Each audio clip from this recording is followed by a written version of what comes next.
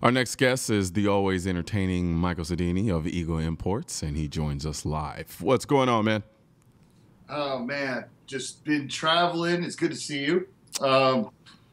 Been going all over the place. I've been making my runs around distributors. So I've been in Orlando, Phoenix. I've been going up to see Bi-Mart, Fred Meyer, all in Oregon. This is the behind-the-scenes sales stuff that I have to do. So, because you're kind of like an arms, you're kind of like an arms dealer, minus like the potential for jail time and stuff like that, right? So, is it as glamorous as they make it seem in the movies? Well, I would tell people yes. Like if I met someone, it has to keep that mystique. But it's definitely not. I tell people all the time, I'm like, listen, I travel like a rock star minus the drugs, the women. I find myself in places like Eugene, Oregon, in the offices. So, it's not as sexy. I will tell you this, Lord of War made my job like sexy. Yeah, yeah. So are you? So death, it was you're like Nicolas Cage in Lord of War, and I'm like, exactly. That's exactly what I am. there you have it. Before you know it, you'll have arms dealer groupies. Like, shh, don't tell anybody. Yeah, right. So how did things go for you at the NRA annual meetings? The NRA was great. It was packed. It was super busy. I tried to see you. I saw you one time. I think at the very end. You are a rock star, by the way, surrounded by people. It is a different. Let's just say it is incredibly humbling when you go from NRA conventions to coming home back to Dallas. Right. No, seriously though, you had like a line of people that I cut in front of to like, hey, what's up, man? And literally, I was getting looks like, there's a line, sir. You know, it's funny. It's the interesting thing about that is that is kind of part of what I have to do is actively managing, not pissing people off, because some people who don't realize there is a line, and then they'll try to come up, and then it's like, well, and then so it's like I don't want to piss off the people in the line, but then I don't want to piss off the person who's excited about coming up to the booth, didn't realize there was a line, and then is now embarrassed when I'm like, there's actually a line. Can you kind of go to the line there? So it's this active kind of like, don't make this person angry. It's just kind of part of my job now. Price you pay for being Hollywood now, man. That's I wouldn't necessarily. I think it borders along the same lines as you. It's kind of like you being an arms dealer. I'm a celebrity, but I'm not. There you go. My friends were like, "Are you gonna catch up with them down there?" I said, "Man, I think we're so busy because like you know how that floor is. I mean, it's packed.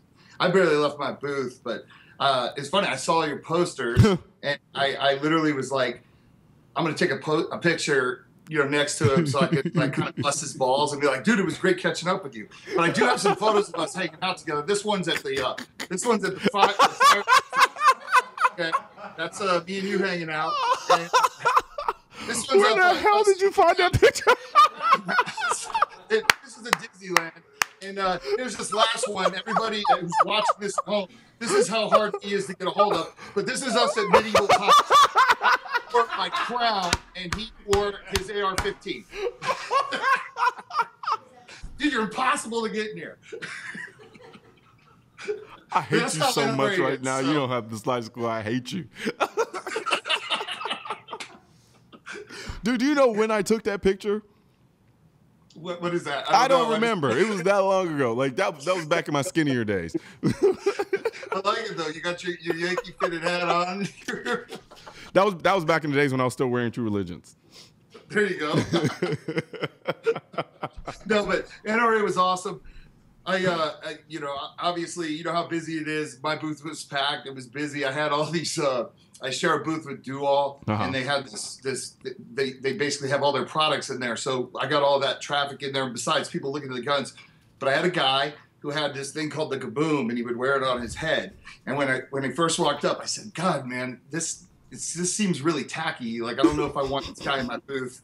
And the Dual guys were like, "Come on, he's going to bring a huge crowd." And sure enough, he brought a crowd.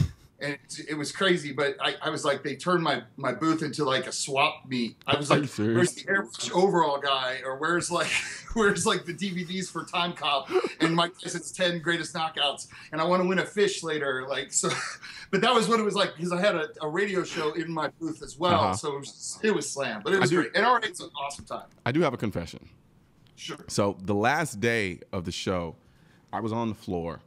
I was doing, my required meetings and signings and things like that. And so when I got done, I said, "Oh, I got to go over, to your booth." And I started making my way in that direction, only to realize, and then it comes over on the loudspeaker, like, the show's now closed and it's over. So I tried. I made a valiant effort, but. So yeah, that was my little minor confession for the day. I was gonna come by, and then the people stopped me. So you can blame them. It's all good. It's all good. We got next year. Well, next year. Here's the thing. Next year is gonna be in Dallas, right? Right. So now I'm gonna lose my anonymity if they do anything like they did in Atlanta with respect to the billboards, because I largely float around Dallas unknown. But now when I'm driving down 75, if they decide to put up a billboard with my face on it like they did in Atlanta, well, there goes my anonymity. If you go out on a date, you just like figure out those in the background, like, hey, look, there's billboards all around. I actively, when I go on dates, I actively avoid telling my dates who I am and what I do. Okay, yeah. All right. Like, they're like, "What's your Instagram?" I was like, "I'm not on Instagram." And usually what happens when they figure it out? Because one of two things: either they don't go away at all, or I never hear from them again. Right. So I mean, it's always a crapshoot one way or the other.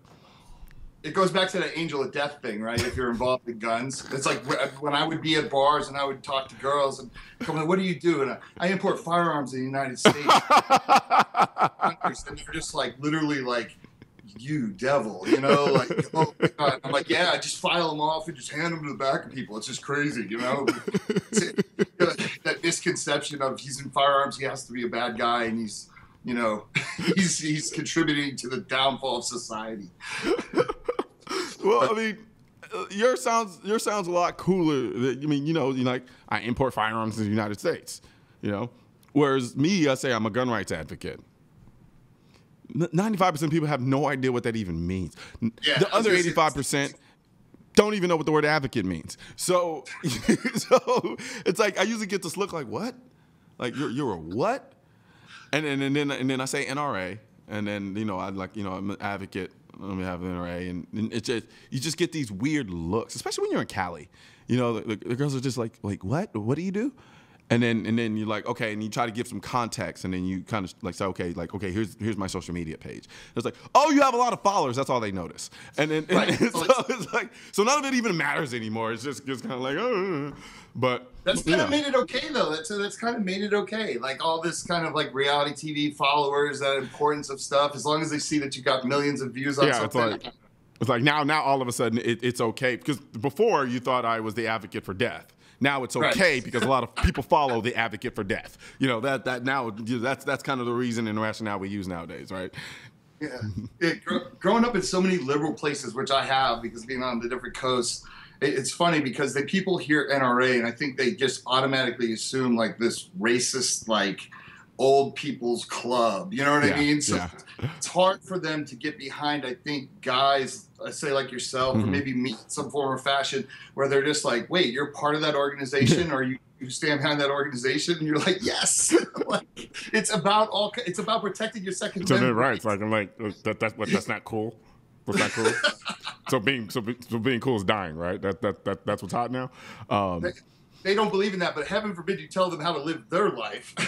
They're like, "Don't tell me what to do. I have rights." I'm a member of PETA. Get out of here. So here's my nice leather bag made out of cow. No, man, it's hemp. No, but overall, so NRA was a good show for you. Yeah. NRA was a good show. I really, really enjoyed this show, man. It was definitely a breath of fresh air from the standpoint that, it just, the venue itself was just a nice venue. Right. You know, so that made, you know, the experience all the more better, you know, because half the times I'm walking around the show sweating, just because it's so hot in there because there's so many people. You know, it was big, it was spacious, the air was able to circulate. It was great. You know, it had Wi-Fi. You know what I mean? But I mean, it's gonna be here in Dallas next year at the Omni. I've been to Omni a couple of times. I don't really know what the convention center looks like, but we'll see how it goes. Yeah, I've done a few shows in the Dallas. Safari Club show. Yeah. There's been a few smaller distributor shows and stuff that they've done out of there, but I mean, I don't remember it being bad. You know what I mean? Okay. So I think it'll be a good spot. Okay, fair enough. All right, we're gonna take a quick break, and we come back. We're gonna talk about some new guns or guns and stuff that goes, all the gun, you know, all the stuff you do that you import into the country. Right, we'll give it a the shot. person that you are. Yeah. We'll be back.